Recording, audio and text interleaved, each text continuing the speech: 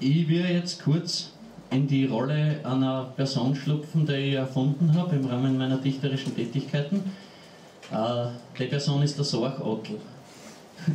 Ihr werdet wahrscheinlich vom Sorchatl noch nichts gehört haben. Der Sorchatl ist sowas wie der Mundl in Wien, nur im Vergleich zum Mundl, oder sagen wir so, mit dem Sorchatl verglichen ist der Mundl ein Kindergeburtstag in Disneyland. Ja?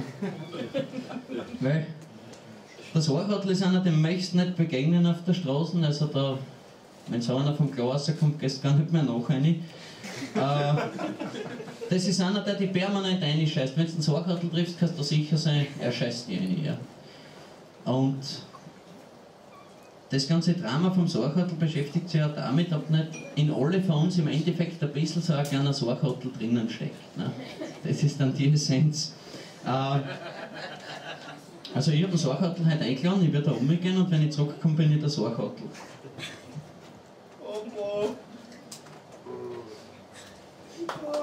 Grüß euch!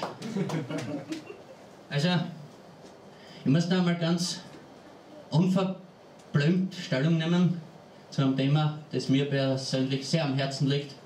Und das ist diese himmelschreiende Überfremdung in der Steiermark. Also, nicht, dass ich jetzt wieder gleich als Nazi oder Ausländerfeind dastehe. Also, bin ich ja nicht. Ich bin anderen Kulturen gegenüber sehr aufgeschlossen. Ich war auch schon einmal in einem China-Restaurant und habe mir das dort also angeschaut und habe festgestellt, für einen Steirer ist das nichts. Es gibt keinen Sterz und der Salat ist nicht mit Kernel. Also ich habe mir das aber durchaus angeschaut und das zeigt schon, ich bin... Jetzt kriegt der Sorchatl Applaus. Das zeigt schon, ich bin anderen Kulturen gegenüber ein Murzeln aufgeschlossener Mensch. Aber was zu viel ist zu viel und wo die Grenze überschritten wird, da muss man dann doch etwas sagen gegen diese schreckliche Überfremdung. Kommen wir zur Sache. Sie wissen genauso gut wie ich, dass die Steiermark die längste gemeinsame Außengrenze mit Kärnten hat. Das ist unsere Südwestgrenze, für die Kärntner ist das der sogenannte Nordostwall. Und es war in der Vergangenheit schon immer wieder so, dass politisch Verfolgte, also noch unter dem alten Kärntner Regime, Zuflucht in der Steiermark gesucht haben und über diesen Nordostwall in die Steiermark gekommen sind. Damals habe ich mir das alles in Ruhe angeschaut, habe gesagt, na bitte sollen diese politisch verfolgten Menschen halt zu uns kommen, nehmen wir sie auf. Aber jetzt, meine Damen und Herren, brechen den Kärntnern ja gerade die wichtigsten Handelspartner in Nordafrika weg. Und was heißt das für uns Steirer? Dass in Zukunft zusätzlich zu den politisch Verfolgten auch mit Wirtschaftsflüchtlingen aus Kärnten zu rechnen ist. Ja? Und wer schluckt das Ganze im Endeffekt? Wir Steirer.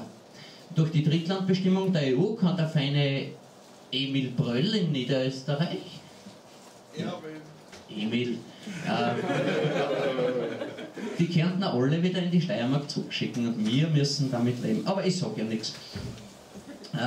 Gehen Sie in Graz spazieren, ein bisschen mit offenen Augen, lesen Sie die Straßenschilder, was werden Sie feststellen? Kärntner Gasse, Kärntner Straße, Kärntner Ring. Und dann, neulich, gehe ich beim Gasthaus vorbei, liest die Menükarten, Kärntner Kasnudeln und kein Sterz. Und das mitten in Graz, meine Damen und Herren. So. Aber es kommt noch Ärger, ja. Gehe ich neulich in Graz spazieren und will in ein Lokal gehen, denkt mir nichts dabei, holt mich so ein Kasnudelfresser auf und sagt, geschlossene Veranstaltung Kärntner Trachtenverein, so weit ist bitte schon, dass wir in der Steiermark nicht mehr überall hineingehen können, ja.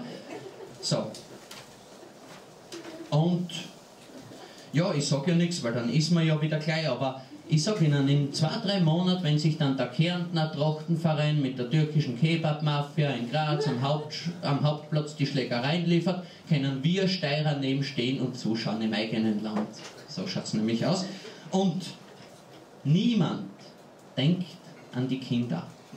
An diese lieben steirischen Kinder mit den großen, herzigen, blauen Augen. Die kriegen Blähungen für die Kärntner Kasnudeln.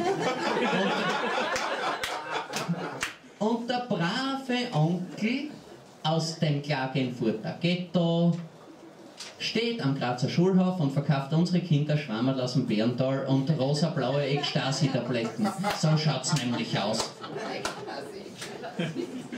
So, ja, und nach Graz gekommen, höchstwahrscheinlich ist dieser feine Herr aus dem Klagenfurter Ghetto mit einem homosexuellen Mitglied des Kärntner Landtags auf dem Weg von Klagenfurt nach Wien. So, und dann schreibt mir da noch ein ganz netter Herr aus der Steiermark, und diesen Brief muss ich da zum Vortrag bringen. Lieber Sorchatl, tu was. Der Kärntner Integrationsverband Steiermark plant die Errichtung eines Kärntner Gebetsmattels 4 Meter hoch, nach allen Seiten hin sichtbar.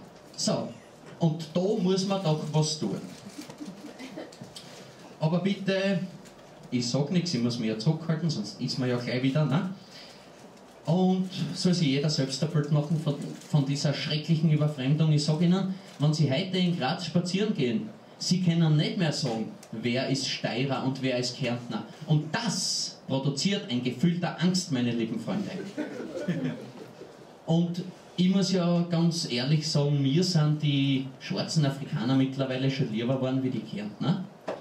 Das hängt mit Reflexen in meinem Gehirn zusammen. Wenn ich spazieren gehe in Graz und ich sehe einen Schwarzen, dann denkt mein Hirn sofort, das ist keine steirische Hautfarbe, das ist gefährlich. Aber im gleichen Moment laufen da Reflexe ab, die sagen, das ist auch kein Kärntner. Entwarnung.